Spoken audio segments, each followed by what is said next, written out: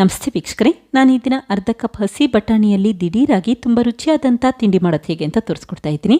ಈ ತಿಂಡಿನ ನೀವು ಬೆಳಗ್ಗೆ ಟಿಫನಿಗಾದರೂ ಮಾಡಬಹುದು ಅಥವಾ ಮಕ್ಕಳ ಲಂಚ್ ಬಾಕ್ಸಿಗಾದರೂ ಕೊಟ್ಟು ಕಳಿಸಬಹುದು. ಟ್ರೈ ಮಾಡಿ ನೋಡಿ, ತುಂಬಾ ರುಚಿಯಾಗಿರುತ್ತೆ. ಹಾಗೆ ಮಕ್ಕಳಂತೂ ಮತ್ತೆ ಮತ್ತೆ ಕೇಳ್ತಾ ಇರ್ತಾರೆ. ಹಾಗೆ ನಿಮಗೆ ಈ ವಿಡಿಯೋ ಇಷ್ಟ ಆದರೆ ಪ್ಲೀಸ್ ವಿಡಿಯೋನ ಲೈಕ್ ಮಾಡಿ ಮತ್ತು ಚಾನಲ್ಗೆ ಸಬ್ಸ್ಕ್ರೈಬ್ ಮಾಡಿ. ಈಗ ಆರೋಗ್ಯಕರವಾಗಿ ದಿಢೀರಾಗಿ ತಿಂಡಿ ಮಾಡೋದು ಹೇಗೆ ಅಂತ ನೋಡ್ಕೊಳ್ಳೋಣ ಬನ್ನಿ. ಮೊದಲು ನಾನಿಲ್ಲಿ ಅರ್ಧ ಕಪ್ಪಷ್ಟು ಹಸಿ ಬಟಾಣಿನ ತೆಗೆದಿಟ್ಕೊಂಡಿದ್ದೀನಿ.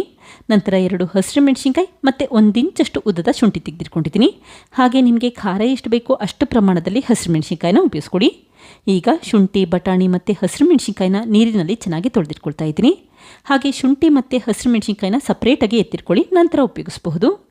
ಈಗ ತೊಳೆದು ಕ್ಲೀನ್ ಮಾಡಿರುವಂಥ ಈ ಬಟಾಣಿನ ಒಂದು ಪ್ಲೇಟ್ಗೆ ಎತ್ತಿಟ್ಕೊಂಡಿದ್ದೀನಿ. ನೀರನ್ನು ಶೋಧಿಸಿಟ್ಕೊಂಡು ಬಟಾಣಿನಷ್ಟೇ ಎತ್ತಿಟ್ಕೊಳ್ಳಿ. ನಂತರ ಮತ್ತೊಂದು ಪಾತ್ರೆಗೆ 2 ಕಪ್ಪಷ್ಟು ತಣ್ಣೀರನ್ನು ಹಾಕಿದರೆ ತೊಳೆದಿಟ್ಟಂಥ ಬಟಾಣಿ ಹಾಕ್ಕೊಂಡಿದ್ದೀನಿ.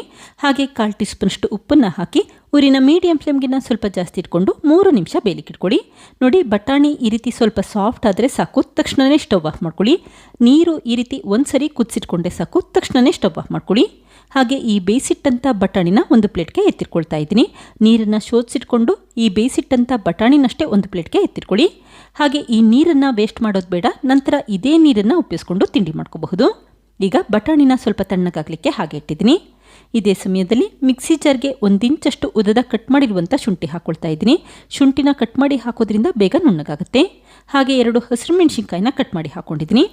ನಂತರ ಅರ್ಧ ಟೀ ಸ್ಪೂನಷ್ಟು ಜೀರಿಗೆ ಹಾಕಿ ರುಬ್ಬಿಟ್ಕೊಳ್ತಾ ಇದ್ದೀನಿ. ರುಬ್ಬೇಕಾದ್ರೆ ನೀರೇನು ಹಾಕ್ಲಿಕ್ಕೆ ಹೋಗಬೇಡಿ, ಹಾಗೆ ರುಬ್ಬಿಟ್ಕೊಳ್ಳಿ. ನೋಡಿ, ಮೊದಲು ಈ ರೀತಿ ತರಿತರಿಯಾಗಿ ರುಬ್ಬಿಟ್ಕೊಂಡಿದ್ದೀನಿ. ನಂತರ ಈ ಬೇಯಿಸಿಟ್ಟಂಥ ಮತ್ತು ತಣ್ಣಗಾಗಿರುವಂಥ ಬಟಾಣಿ ಹಾಕಿ ರುಬ್ಬಿಟ್ಕೊಳ್ತಾ ಇದ್ದೀನಿ. ಬಟಾಣಿ ಹಾಕಿ ರುಬ್ಬೇಕಾದ್ರೂ ಅಷ್ಟೇ ನೀರೇನು ಹಾಕ್ಲಿಕ್ಕೆ ಹೋಗಬೇಡಿ, ಹಾಗೆ ರುಬ್ಬಿಟ್ಕೊಳ್ಳಿ. ಮತ್ತು ತುಂಬ ನುಣ್ಣಗಾಗೋ ಅವಶ್ಯಕತೆ ಇಲ್ಲ, ಈ ರೀತಿ ತರಿತರಿಯಾಗಿ ರುಬ್ಬಿಟ್ಕೊಂಡ್ರೆ ಸಾಕು.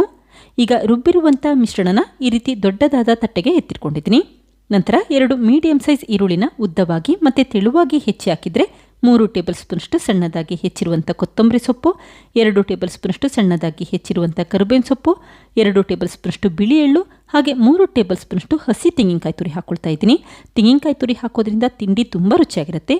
ಹಾಗೆ ಎಳ್ಳು ಹಾಕೋದ್ರಿಂದ ಆರೋಗ್ಯಕ್ಕೆ ತುಂಬ ಒಳ್ಳೆಯದು. ಬೇಕಿದ್ದರೆ ಉಪಯೋಗಿಸಿ, ಬೇಡ ಅಂತಂದರೆ ಹಾಕಲಿಲ್ಲ ಅಂದರೂ ಕೂಡ ನಡೆಯುತ್ತೆ.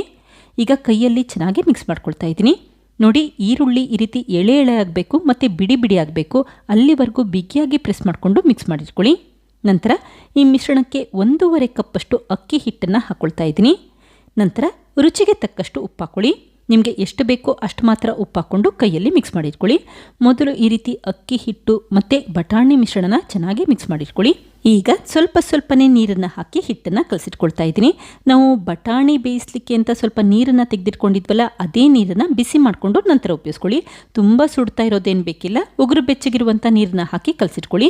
ಹಾಗೆ ತುಂಬ ತೆಳುವಾಗಿ ಹಿಟ್ಟನ್ನು ಕಲಿಸ್ಲಿಕ್ಕೆ ಹೋಗಬೇಡಿ ಮತ್ತು ತುಂಬ ಗಟ್ಟಿಯಾಗೂ ಇರೋದು ಬೇಡ, ಮೀಡಿಯಮಲ್ಲಿ ಕಲಸಿಟ್ಕೊಳ್ಳಿ. ಈಗ ಚೆನ್ನಾಗಿ 1-2 ನಿಮಿಷ ಕೈಯಲ್ಲಿ ನಾದಿಟ್ಕೊಂಡಿದ್ದೀನಿ. ನೋಡಿ, ಹಿಟ್ಟು ಈ ರೀತಿ ಸಾಫ್ಟ್ ಆಗಿರಬೇಕು, ಅಲ್ಲಿವರೆಗೂ ನಾದಿಟ್ಕೊಳ್ಳಿ. ನಾನಿಲ್ಲಿ ಬಟಾಣಿ ಮತ್ತು ಅಕ್ಕಿ ಹಿಟ್ಟನ್ನು ಉಪಯೋಗಿಸ್ಕೊಂಡು ಮಸಾಲೆ ರೊಟ್ಟಿ ಮಾಡೋದು ಹೇಗೆ ಅಂತ ತೋರಿಸ್ಕೊಡ್ತಾ ಇದ್ದೀನಿ. ಬೇಕಿದ್ದರೆ ನೀವಿಲ್ಲಿ ಸ್ವಲ್ಪ ತುರಿದಿರುವಂಥ ಕ್ಯಾರೆಟ್ ಕೂಡ ಉಪಯೋಗಿಸ್ಬಹುದು. ನಾನಿಲ್ಲಿ ಕ್ಯಾರೆಟ್ ಏನು ಹಾಕ್ತಾ ಇಲ್ಲ, ಹಾಗೆ ಮಾಡ್ಕೊಳ್ತಾ ಇದ್ದೀನಿ. ಈಗ ಒಂದು ಬೇಕಿಂಗ್ ಪೇಪರ್ಗೆ ಸ್ವಲ್ಪ ಎಣ್ಣೆ ಸ್ಪ್ರೆಡ್ ಮಾಡಿಟ್ಕೊಂಡಿದ್ದೀನಿ. ನಂತರ ಹಿಟ್ಟನ್ನು ಈ ರೀತಿ ಮೇಲ್ಭಾಗಕ್ಕೆ ಇಟ್ಟು ಮೇಲ್ಭಾಗಕ್ಕೂ ಕೂಡ ಸ್ವಲ್ಪ ಎಣ್ಣೆ ಸ್ಪ್ರೆಡ್ ಮಾಡಿಕೊಂಡು ನಿಧಾನಕ್ಕೆ ಪ್ರೆಸ್ ಮಾಡಿಟ್ಕೊಳ್ಳಿ. ನೋಡಿ, ಈ ರೀತಿ ಬೇಕಿಂಗ್ ಪೇಪರ್ ಇದ್ದರೆ ಸಾಕು, ಸುಲಭವಾಗಿ ದಿಢೀರಾಗಿ ಅಕ್ಕಿ ರೊಟ್ಟಿನ ಮಾಡ್ಕೋಬಹುದು. ಹಾಗೆ ತುಂಬ ತೆಳುವಾಗಿ ಕೂಡ ಪ್ರೆಸ್ ಮಾಡ್ಕೋಬಹುದು. ಈ ಬೇಕಿಂಗ್ ಪೇಪರ್ ಲಿಂಕ್ನ ನಾನಿಲ್ಲಿ ಡಿಸ್ಕ್ರಿಪ್ಷನ್ ಬಾಕ್ಸಲ್ಲಿ ಕಳಿಸಿರ್ತೀನಿ. ಬೇಕನ್ಸಿದ್ರೆ ನೀವು ಅಮೆಝಾನಲ್ಲಿ ಖರೀದಿಸಬಹುದು. ಈಗ ನೋಡಿ, ತೆಳುವಾಗಿ ಸ್ಪ್ರೆಡ್ ಮಾಡಿಟ್ಕೊಂಡಿದ್ದೀನಿ. ಹಾಗೆ ತವಾ ಬಿಸಿಯಾದ ನಂತರ ಸ್ವಲ್ಪ ಎಣ್ಣೆನ ಸ್ಪ್ರೆಡ್ ಮಾಡಿಟ್ಕೊಳ್ಳಿ. ನಂತರ ನಿಧಾನಕ್ಕೆ ಬೇಕಿಂಗ್ ಪೇಪರ್ನ ಹಾಕ್ಕೊಳ್ತಾ ಇದ್ದೀನಿ. ಹಾಗೆ ಲೈಟಾಗಿ ಪ್ರೆಸ್ ಮಾಡಿಕೊಂಡು ಬೇಕಿಂಗ್ ಪೇಪರ್ನ ತೆಗೆದಿಟ್ಕೊಳ್ಳಿ. ನೋಡಿ, ಸುಲಭವಾಗಿ ಬೇಕಿಂಗ್ ಪೇಪರ್ನ ತೆಗೆದಿಟ್ಕೋಬಹುದು, ರೊಟ್ಟಿಗೆ ಸ್ವಲ್ಪ ಕೂಡ ಅಂಟೋದಿಲ್ಲ.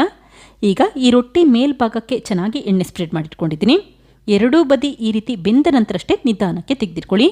ನೋಡಿ, ಎಷ್ಟು ಸಾಫ್ಟಾಗಿ ಬಂದಿದೆ ಅಂತ ಗೊತ್ತಾಗ್ತಾ ಇದೆ ಮತ್ತು ತುಂಬಾ ರುಚಿಯಾಗಿರುತ್ತೆ. ಇದೇ ರೀತಿ ಮತ್ತೊಮ್ಮೆ ಬಟಾಣಿ ಮಸಾಲೆ ರೊಟ್ಟಿ ಮಾಡೋದು ಹೇಗೆ ಅಂತ ತೋರಿಸ್ಕೊಡ್ತಾ ಇದ್ದೀನಿ. ನೋಡಿ, ಈ ರೀತಿ ಬೇಕಿಂಗ್ ಪೇಪರ್ ಇದ್ದರೆ ಸಾಕು, ತುಂಬ ತೆಳುವಾಗಿ ರೊಟ್ಟಿ ಮಾಡ್ಕೋಬಹುದು.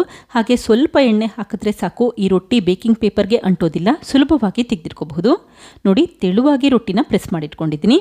ಹಾಗೆ ತವ ಚೆನ್ನಾಗಿ ಬಿಸಿಯಾದ ನಂತರ ಈ ರೊಟ್ಟಿನ ನಿಧಾನಕ್ಕೆ ಹಾಕೊಳ್ಳಿ. ಬೇಕಿಂಗ್ ಪೇಪರ್ ಸಮೇತವಾಗಿ ಹಾಕೊಳ್ಳಿ. ನಂತರ ಈ ರೀತಿ ಲೈಟಾಗಿ ಪ್ರೆಸ್ ಮಾಡಿಕೊಂಡು ನಿಧಾನಕ್ಕೆ ಬೇಕಿಂಗ್ ಪೇಪರ್ನ ತೆಗೆದಿಟ್ಕೊಳ್ಳಿ. ಆವಾಗ ಬೇಕಿಂಗ್ ಪೇಪರ್ ರೊಟ್ಟಿಗೆ ಸ್ವಲ್ಪ ಕೂಡ ಅಂಟಿರೋದಿಲ್ಲ. ಈಗ ಒಂದು ಅರ್ಧ ನಿಮಿಷ ಆದ ನಂತರ ಸ್ವಲ್ಪ ಎಣ್ಣೆ ಸ್ಪ್ರೆಡ್ ಮಾಡ್ಕೊಳ್ತಾ ಇದ್ದೀನಿ. ಎಣ್ಣೆ ಬೇಡ ಅಂತಂದರೆ ತುಪ್ಪ ಅಥವಾ ಎಣ್ಣೆ ಉಪಯೋಗಿಸಬಹುದು. ಯಾವಾಗ ರೊಟ್ಟಿ ಎರಡೂ ಬದಿ ಚೆನ್ನಾಗಿ ಬೆಂದಿರುತ್ತೆ ಆವಾಗಷ್ಟೇ ಹೊರಗಡೆ ಎತ್ತಿಟ್ಕೊಳ್ಳಿ. ಈಗ ಮಾಡಿಟ್ಟಂಥ ರೊಟ್ಟಿನ ಒಂದು ಪ್ಲೇಟ್ಗೆ ಜೋಡಿಸಿಟ್ಕೊಂಡಿದ್ದೀನಿ. ನೋಡಿ ಎಷ್ಟು ತೆಳುವಾಗಿ ರೊಟ್ಟಿ ಬಂದಿದೆ ಅಂತ ಗೊತ್ತಾಗ್ತಾ ಇದೆ ಮತ್ತು ತುಂಬಾ ಸಾಫ್ಟಾಗಿರುತ್ತೆ. ಈ ರೊಟ್ಟಿಯಲ್ಲಿ ಬಟಾಣಿ ಎಳ್ಳು ಹಾಕಿರ್ತೀವಲ್ಲ ಅದ್ರ ಫ್ಲೇವರ್ ತುಂಬ ಚೆನ್ನಾಗಿ ಬರ್ತಾ ಇರುತ್ತೆ. ಮಕ್ಕಳಂತೂ ಮತ್ತೆ ಮತ್ತೆ ಕೇಳ್ತಾ ಇರ್ತಾರೆ ಮತ್ತು ಜಾಸ್ತಿ ಕೂಡ ತಿಂತಾರೆ. ಟ್ರೈ ಮಾಡಿ ನೋಡಿ, ಖಂಡಿತ ಮತ್ತೆ ಮಾಡ್ತೀರಾ. ಈಗ ರೊಟ್ಟಿ ಜೊತೆ ನಾನಿಲ್ಲಿ ಸ್ವಲ್ಪ ಉಪ್ಪಿನಕಾಯಿ ಹಾಗೆ ತುಪ್ಪ ಹಾಕಿ ಸರ್ವ್ ಮಾಡಿಟ್ಕೊಂಡಿದ್ದೀನಿ. ಹಾಗೆ ತಿನ್ನಬಹುದು, ಅಷ್ಟು ರುಚಿಯಾಗಿರುತ್ತೆ. ನೋಡಿದ್ರಲ್ಲ ಫ್ರೆಂಡ್ಸ್, ಎಷ್ಟು ಸುಲಭವಾಗಿ ಅರ್ಧ ಕಪ್ ಬಟಾಣಿ ಮತ್ತು ಅಕ್ಕಿ ಹಿಟ್ಟಿನಲ್ಲಿ ತುಂಬ ರುಚಿಯಾದಂಥ ದಿಢೀರಾಗಿ ಮಾಡುವಂಥ ತಿಂಡಿ ಯಾವ ರೀತಿ ಮಾಡಿದೆ ಅಂತ ಗೊತ್ತಾಯ್ತಲ್ವಾ. ನೀವು ಕೂಡ ಟ್ರೈ ಮಾಡಿ ನೋಡಿ, ಖಂಡಿತ ಮತ್ತೆ ಮಾಡ್ತೀರಾ, ಅಷ್ಟು ರುಚಿಯಾಗಿರುತ್ತೆ. Thank you. ಲೈಕ್ ಮಾಡಿ ಮತ್ತು ಸಬ್ಸ್ಕ್ರೈಬ್ ಮಾಡಿ.